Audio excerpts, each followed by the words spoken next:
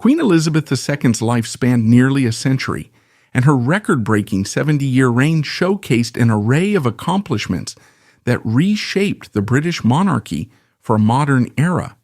Below are 20 especially notable feats, each explored in detail to illuminate how she combined unyielding tradition with an evolving world.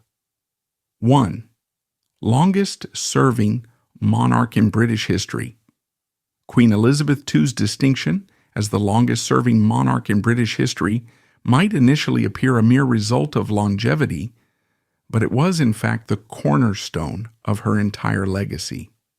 Crowned at 26 after the death of her father, King George VI, she inherited a country still grappling with post-war anxiety and a diminishing empire. Over the next 70 years, an era commonly referred to as her Platinum Jubilee, she witnessed Britain's social, political, and technological revolutions, steering the monarchy through transformations that would have overwhelmed a less adaptable figurehead. When she celebrated her Platinum Jubilee in 2022, the public recognized that her presence had become a symbolic glue binding together multiple generations. Yet holding the throne for that long demanded much more than simply staying alive. She had to maintain public confidence amid the end of empire, surging Republican sentiments, and the swirl of global modernity. The monarchy itself risked seeming outdated, but she leveraged ceremonial continuity alongside personal warmth to keep her image relevant. Surpassing Queen Victoria's 63-year reign highlighted her extraordinary sense of duty. Elizabeth II, effectively, never took a day off from being a monarch. She navigated the realm through wars and downturns, from the Suez Crisis to Brexit, never wavering in her devotion. By the time of her death, she had come close to matching even King Louis XIV of France, who served 72 years from age 4.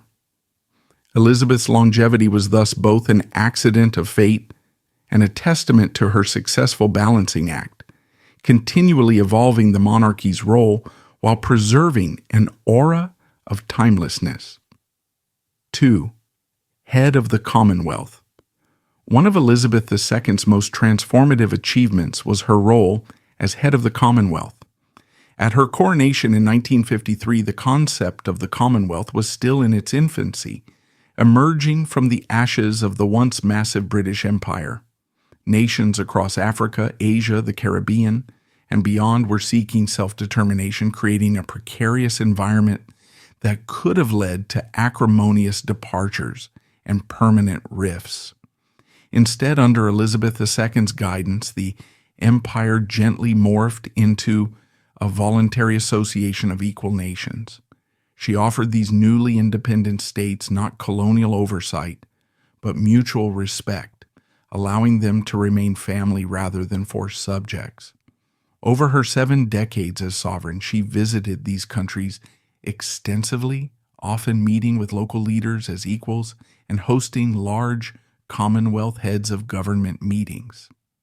This personal touch helped the monarchy evade accusations of clinging to imperial arrogance. Though Barbados and other nations eventually became republics, they typically stayed within the Commonwealth fold, illustrating how her personal popularity smoothed what might otherwise have been hostile departures. Even states that fully severed ties, as realms often retained membership, showing that her diplomatic approach transcended old colonial frameworks. When she traveled to places like Ghana, Australia, or Canada, she carried a message that recognized both independence and interdependence.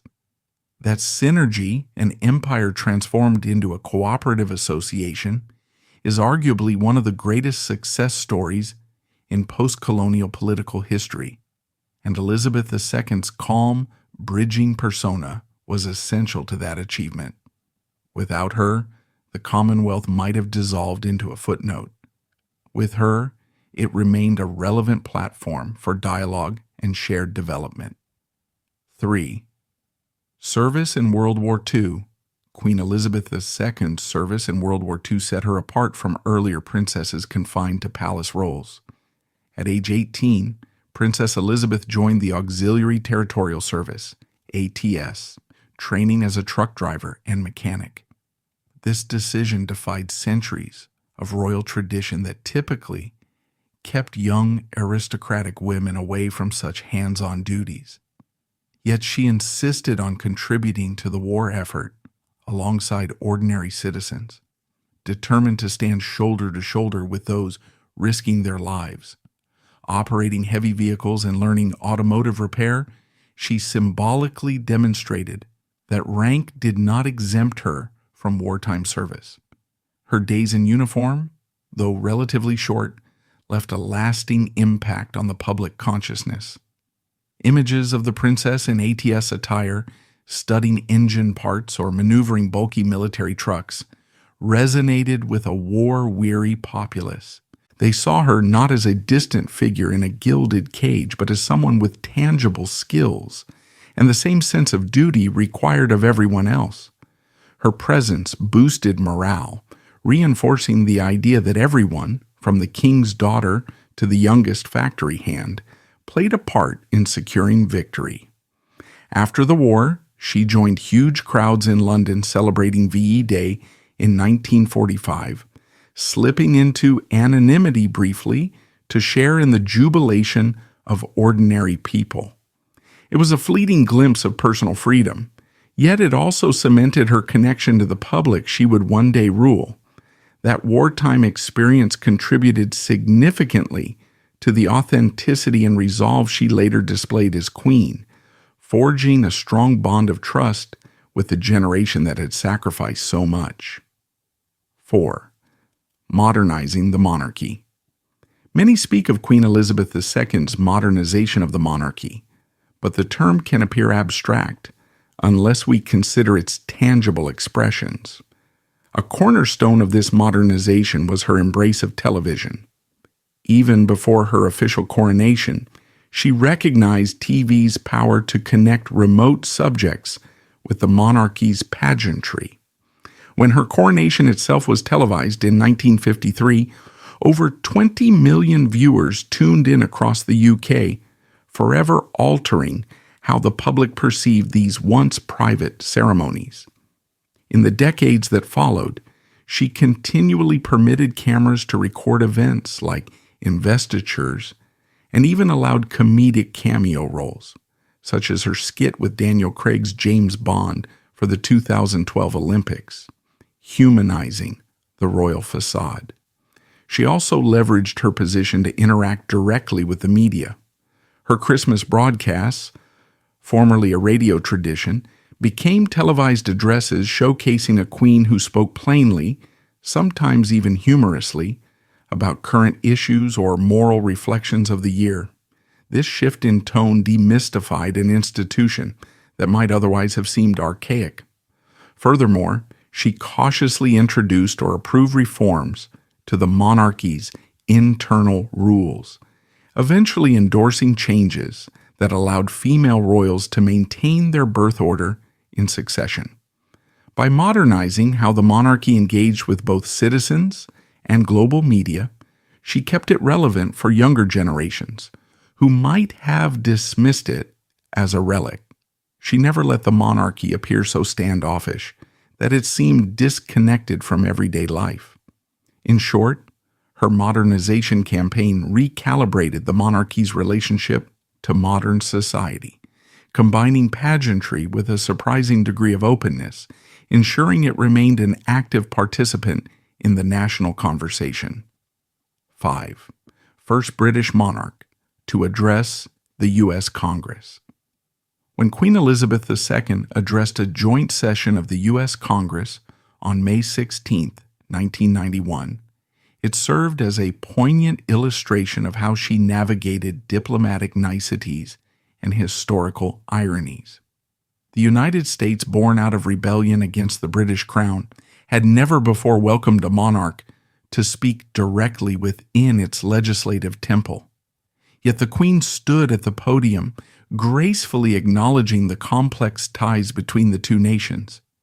In her speech, she lauded the shared commitment to democracy and cultural diversity, highlighting how the British monarchy of the late 20th century could connect meaningfully with a nation founded on anti-monarchical principles.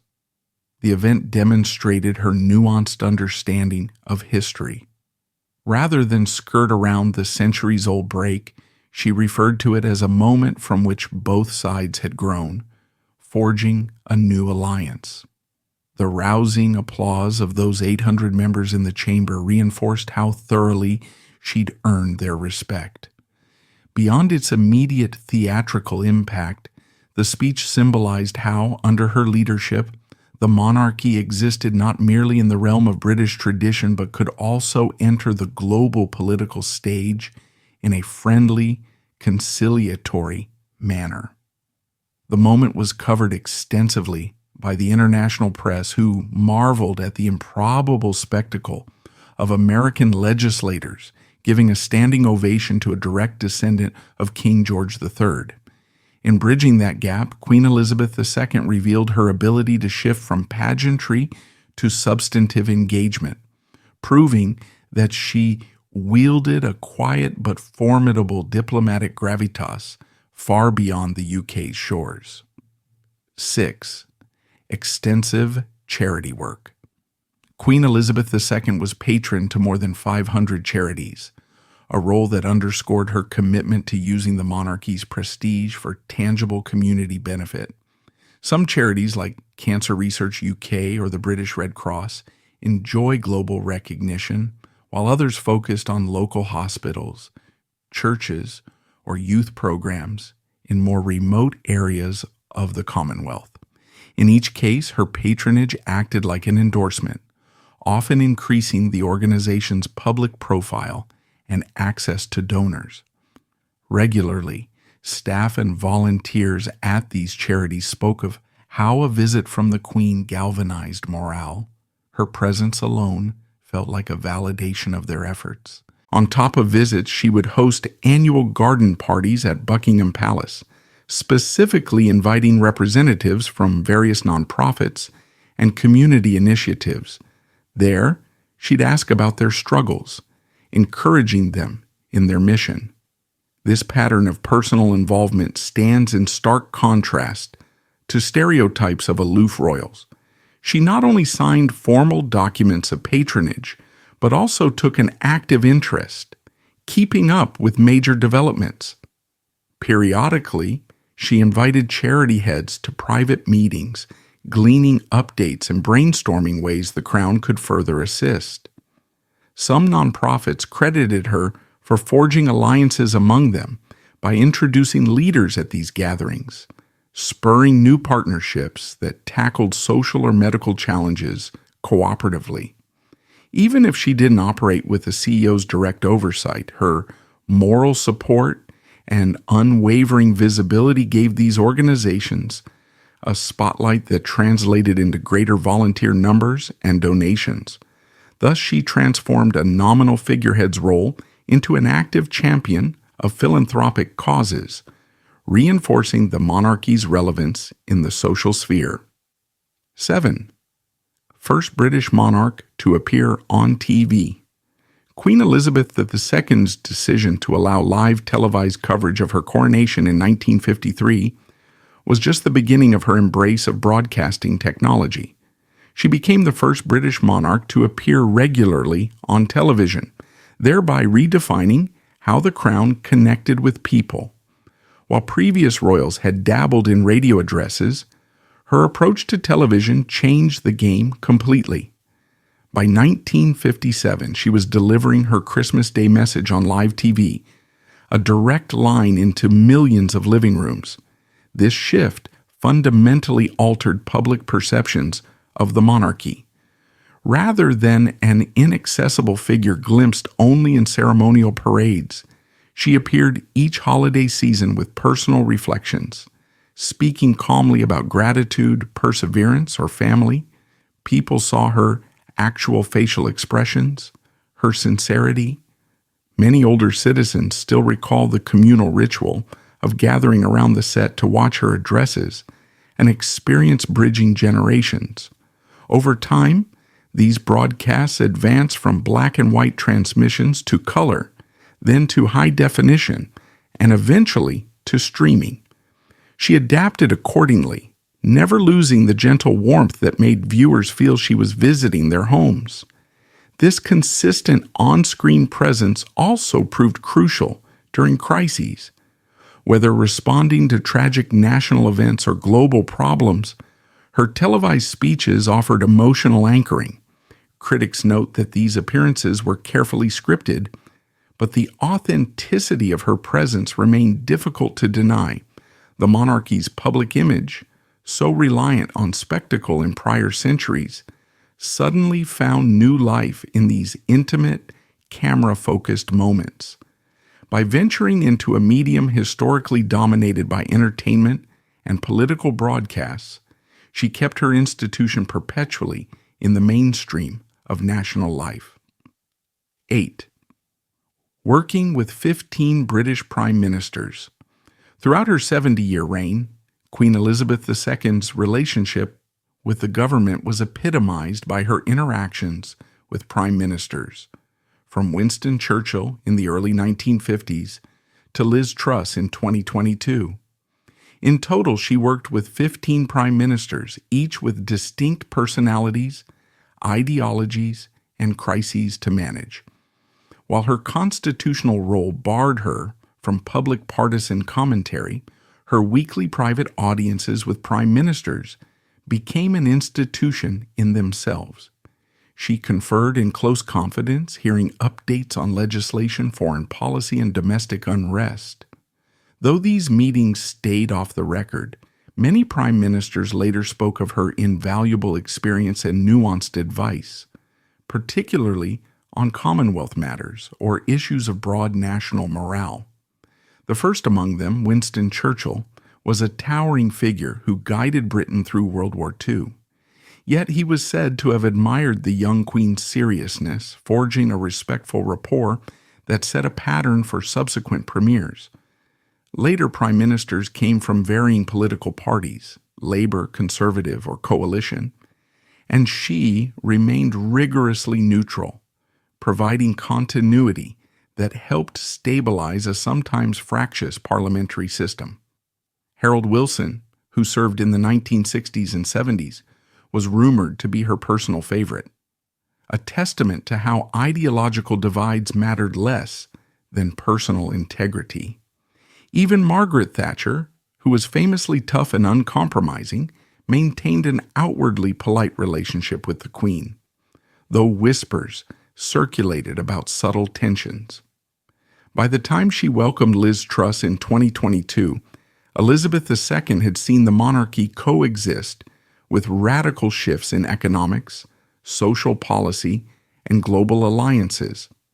Her capacity to adapt to diverse leadership styles while upholding tradition is a testament to her composure and flexibility, traits that enabled the monarchy to stay relevant within modern governance. 9.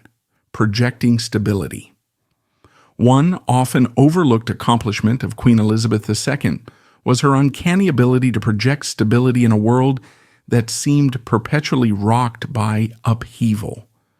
Over her 7 decades, Britain faced decolonization, the troubles in Northern Ireland, the turbulent economic shifts of the 1970s, the miners' strikes, entry into and then exit from the European Union, and waves of social transformation, from the swinging 60s to the digital era.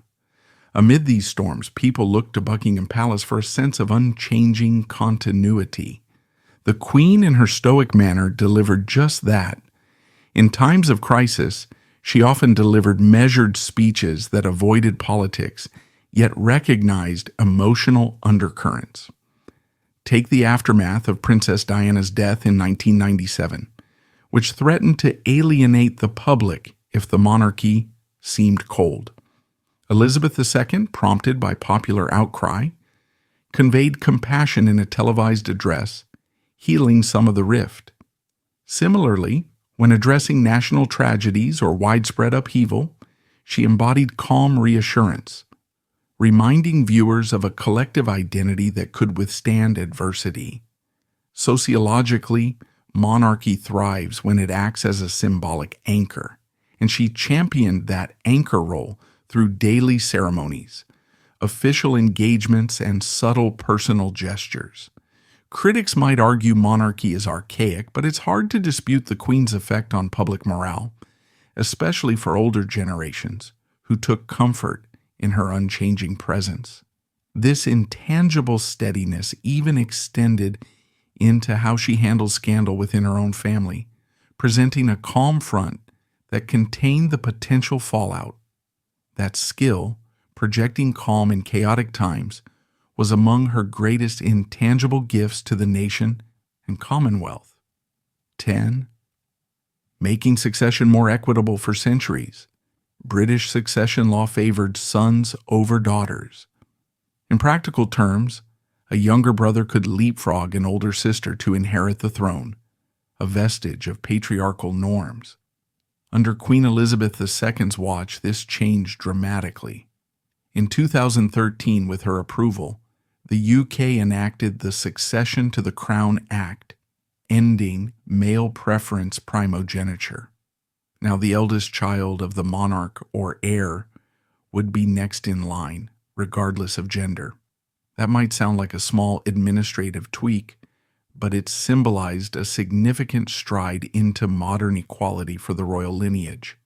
Though the Queen didn't personally draft the legislation, parliamentary processes took care of that. Her endorsement and moral weight were critical.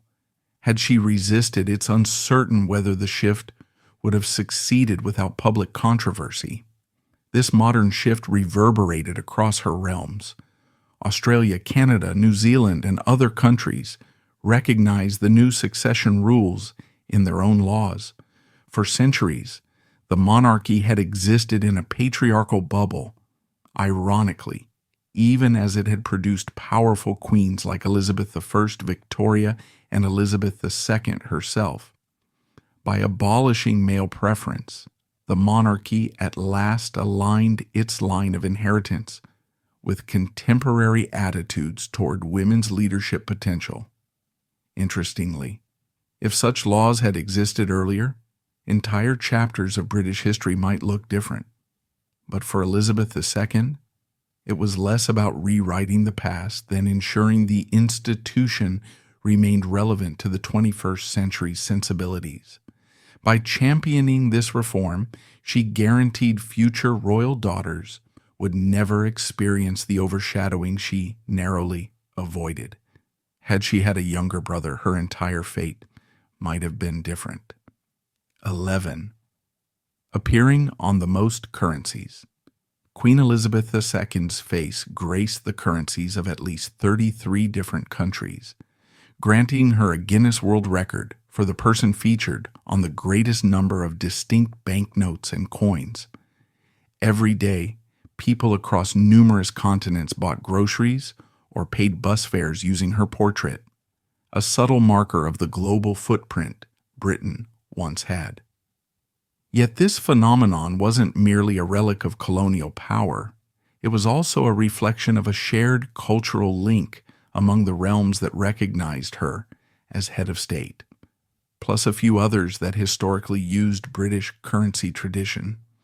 What made this noteworthy was how the design of these notes and coins evolved over decades. Early portraits depicted a youthful queen, head tilted regally, while later editions showed an older, more matronly figure, reinforcing her longevity and power. Countries like Canada, Australia, and New Zealand all minted multiple versions of her profile over time, each new design reflecting changes in artistic styles and security features.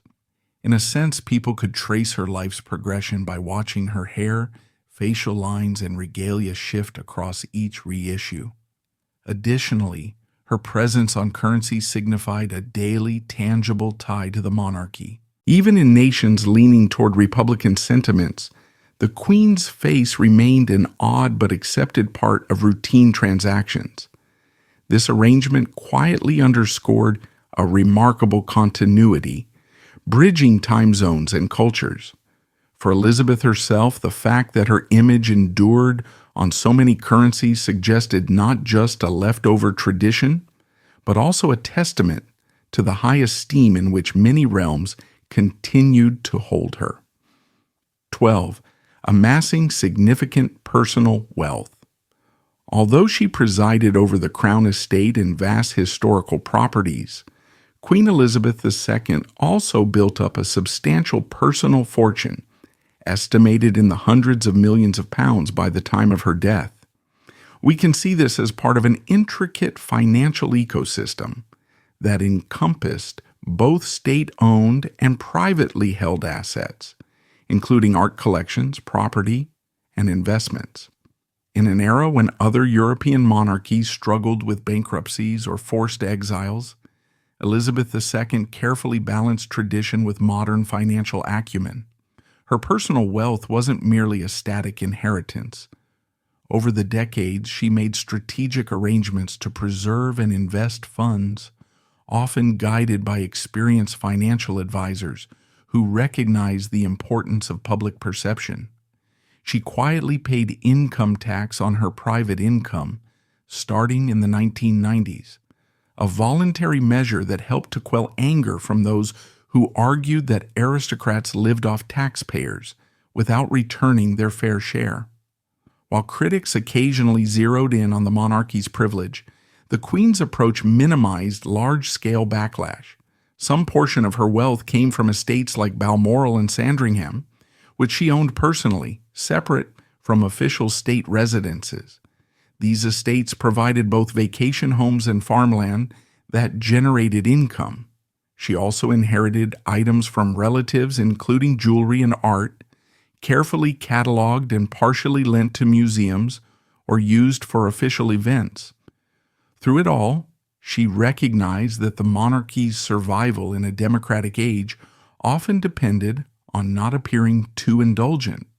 She was known to reuse outfits and keep the staff relatively lean, especially in later years, projecting an air of moderate living despite the actual breadth of her holdings.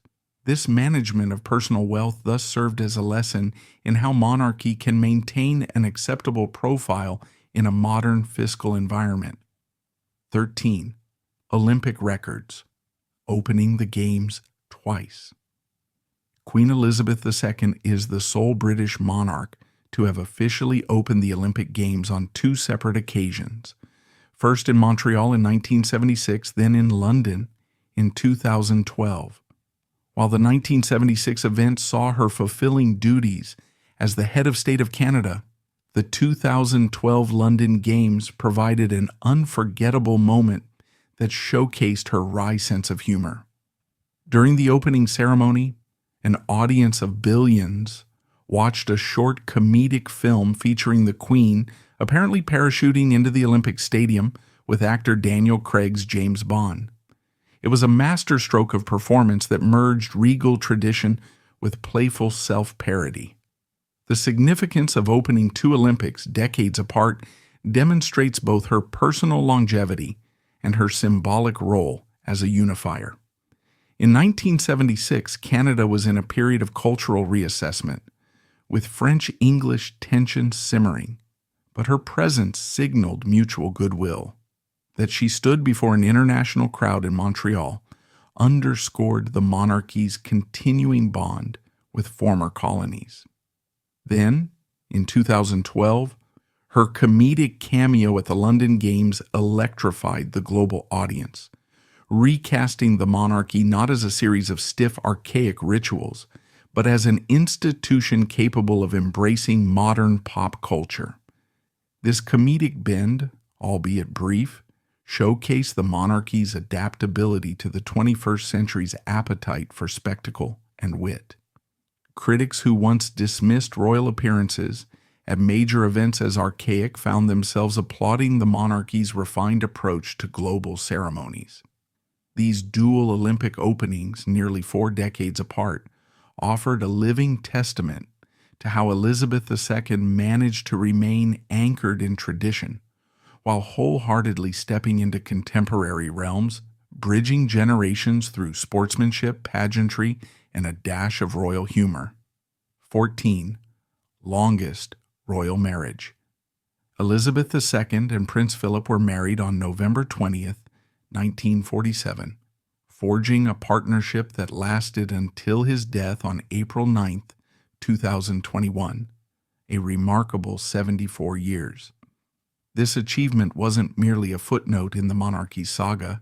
It anchored an evolving royal family in an era where high-profile divorces and fractured households often stole media attention.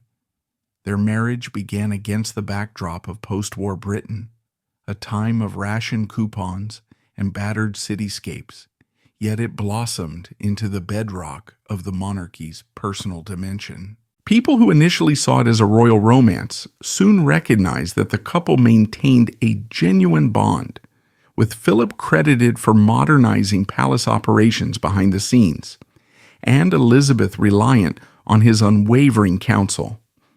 What made this marriage endure so long, especially under relentless public scrutiny, was a shared sense of duty. From traveling thousands of miles for state visits across the Commonwealth to hosting diplomatic events in Buckingham Palace, the Queen and Prince Philip performed a continuous balancing act between personal and public life. Occasionally, rumors and controversies bubbled up. Prince Philip's off-the-cuff remarks sometimes drew criticism, but they collectively weathered these storms. Prince Philip's passing left a monarchy that had always known him as a steady presence, prompting tributes that praised the couple's unity as a model of consistency in a transient cultural landscape. Indeed, their marriage exemplified how royalty could be thoroughly modern in private emotional terms, while exemplifying the age-old tradition of till death do us part. 15. Honorary positions and appointments. Throughout her long reign, Queen Elizabeth II accumulated a multitude of honorary titles and ceremonial positions from around the globe, reflecting the monarchy's extensive reach. These included such designations as Colonel-in-Chief for military regiments across the Commonwealth, ranging from Canada's Princess Patricia's Canadian Light Infantry to various units in Australia, New Zealand, and beyond. Such roles were not purely symbolic. For soldiers posted in remote postings, knowing the Queen took a personal interest in their regiment fostered morale. Periodic inspections and parades offered her a chance to greet the forces, show gratitude, and reinforce the monarchy's commitment to each realm's defense. Beyond military titles, she also received countless honors from foreign governments. Denmark bestowed upon her the Order of the Elephant, one of Europe's oldest and most prestigious chivalric orders. Countries in the Middle East granted her high-level decorations, recognizing her quiet but persistent role in fostering diplomatic ties. In Africa, Asia, and the Caribbean, she was similarly recognized with chains, collars, and sashes that symbolized respect and partnership. While some might dismiss these ribbons and medals as pomp, they signaled deeper relationships, each forging or celebrating alliances. Diplomatically, it was invaluable. States that might resent their colonial past discovered her willingness to engage as an equal in the present, culminating in a variety of cultural exchanges and memoranda of understanding. Over the decades, the sheer number of these honorary positions ballooned into the hundreds, forming a complex mosaic that showcased her extraordinary global footprint and the monarchy's broad reservoir of goodwill. 16. BAFTA Special Award. In April 2013, Queen Elizabeth II received a BAFTA Special Award, an accolade usually reserved for luminaries in film and television, reflecting the monarchy's surprising but genuine role in Britain's entertainment legacy.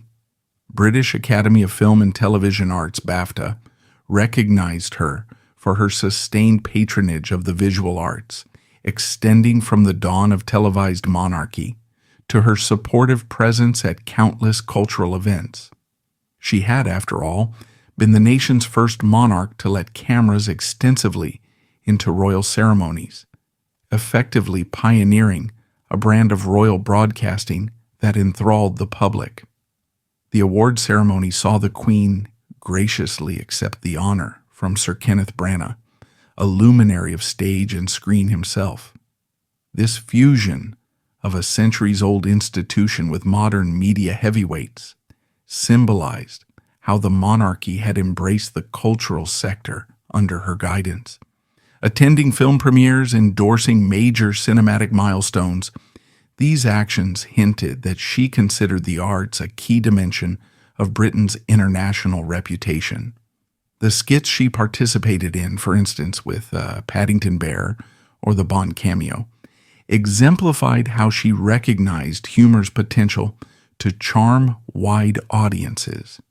Indeed, the monarchy's comedic flashes in the digital age might not have emerged without her open-minded approach. Many artists and filmmakers recall how behind the scenes she displayed genuine curiosity about their craft. By presenting her with a BAFTA, the industry repaid that curiosity. In simpler terms, she wielded soft power by championing the creative fields, thereby reinforcing the monarchy's image not as a relic, but as a supportive patron of modern storytelling. This synergy between Elizabeth II and the cultural industry widened the monarchy's appeal among younger audiences, bridging worlds that might otherwise seldom intersect. 17. International Equestrian Federation Lifetime Achievement Award. In 2014, the International Equestrian Federation, FEI, bestowed upon Queen Elizabeth II a Lifetime Achievement Award, highlighting her unwavering devotion to horses, breeding, and equestrian events. From her earliest years, she showcased a heartfelt passion, frequently seen riding at Windsor or visiting stables, discussing lineage and training with jockeys. This interest wasn't fleeting hobbyism. She systematically built up stables of racehorses, engaging with trainers and keenly analyzing bloodlines to improve stock. She derived clear joy from weekend jaunts, where she could ride or watch her horses compete, a departure from official pageantry. The FEI recognized that her role transcended personal leisure. She effectively promoted equestrian culture worldwide. Her presence at events such as the Royal Ascot became a staple of British tradition, with the monarchy's involvement granting the racing community a prestigious global spotlight.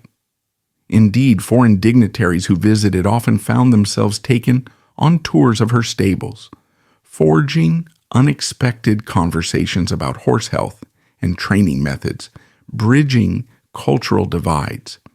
In the public's eye, it humanized her.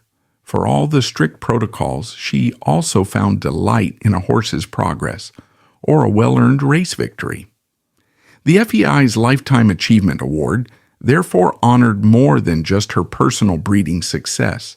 It celebrated a lifetime of championing equestrian values, sportsmanship, dedication, and heritage. Through these pursuits, she connected to rural communities who might otherwise feel distant from palace life, forging bonds that combine tradition with heartfelt passion.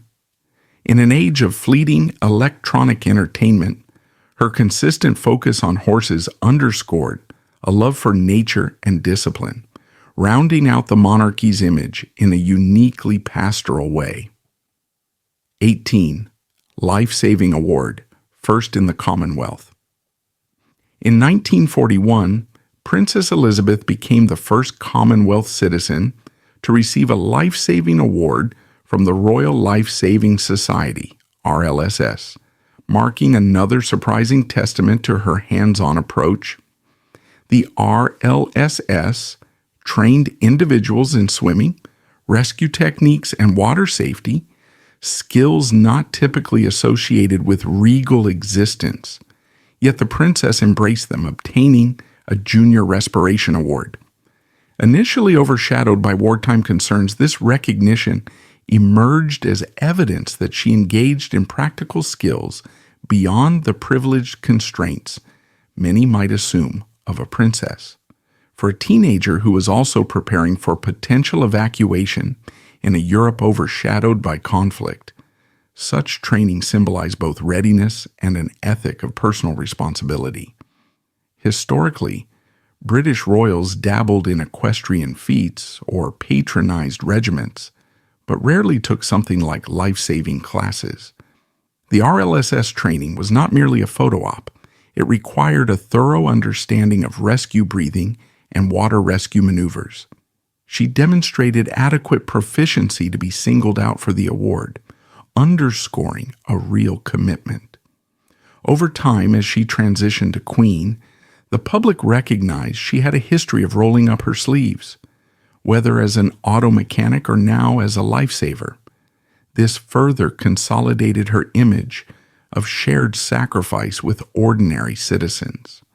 The monarchy gained intangible capital from such stories, dispelling cynicism that royals were aloof or incompetent in real-world tasks. Even many decades later, older Britons recalled that particular RLSS story as a sign that the monarchy was evolving from detached figureheads into approachable, service-minded individuals. That small but meaningful certification is part of what made her reign so grounded in personal example. 19. Becoming the oldest living monarch worldwide. As Queen Elizabeth II advanced in years, she eventually became the oldest living monarch in the world, a role she served into her mid-90s. For a figure who ascended the throne in a Britain just recovering from war, reaching her 10th decade as an active head of state seemed almost surreal. The significance lay not only in surpassing prior British sovereigns' lifespans, but in the real possibility that, with advanced age, the monarchy could slip into irrelevance if she was perceived as too frail. Yet she defied these assumptions. Even past age 90, she met heads of state, participated in ceremonies, and showed few outward signs of stepping back. Many who met her in these later years noted her quick wit and memory, her readiness to discuss current global events. She carefully paced her schedule, delegating some tasks to younger royals yet remaining front and center for major milestones like her Platinum Jubilee. This mixture of continuity and measured delegation reassured the public that the monarchy remained in capable hands, even as she gracefully edged closer to a record matched by few in world history. As the oldest reigning monarch, she also presided over a large family that branched out into new roles. Her tenure allowed the monarchy to plan transitions calmly, an approach not always feasible in centuries past when sudden royal deaths triggered crises. Ultimately, that role as the oldest living monarch further cemented her aura of steadfastness, transcending generational shifts and illustrating that if a monarchy is to endure, leading by example might be the surest path. Our first British monarch to visit China, 1986.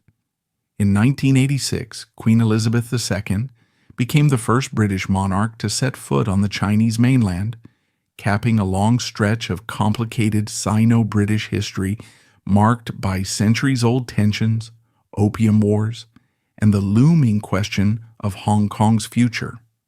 Her state visit, though overshadowed by Prince Philip's infamous remarks, was diplomatically monumental. She toured the terracotta warriors in Xi'an, walked along the Great Wall, and attended various banquets that symbolized a thawing of historical grievances, or at least a willingness to engage in conversation. In bridging these wounds, the Queen helped set the tone for a more amicable relationship, reassuring observers that the monarchy wasn't locked in a century-old conflict. For China, too, her presence indicated a form of global recognition and acceptance on the world stage. Diplomatically, it encouraged cultural and economic exchanges, paving the way for further collaborations over the next decades. The Queen's participation in official functions conveyed respect for China's heritage, adding a personal dimension to otherwise formal political dialogues. Critics note that the trip could not reverse an entire legacy of colonial friction, but it was a crucial opening step. Had she refused or delayed such a visit, Sino-British relations might have stalled, especially with negotiations over Hong Kong intensifying. While Prince Philip's comments cast a shadow, the overall outcome was an expansion of soft power ties, showing how Elizabeth II harnessed her symbolic role to foster mutual respect. That journey highlighted how monarchy, often stereotyped as immovable, can instead serve as a conciliatory force in forging new global partnerships. These 20 accomplishments reveal a monarch who transcended mere symbolism. Queen Elizabeth II dedicated her long life to adapting a centuries-old institution, forging modern ties, and championing relevance in an ever-shifting world. If these achievements have sparked your interest or changed your view of her reign, please show your support by liking, commenting, subscribing, or sharing this video. Let's keep the conversation alive and continue exploring the stories of those who've shaped our global tapestry so profoundly.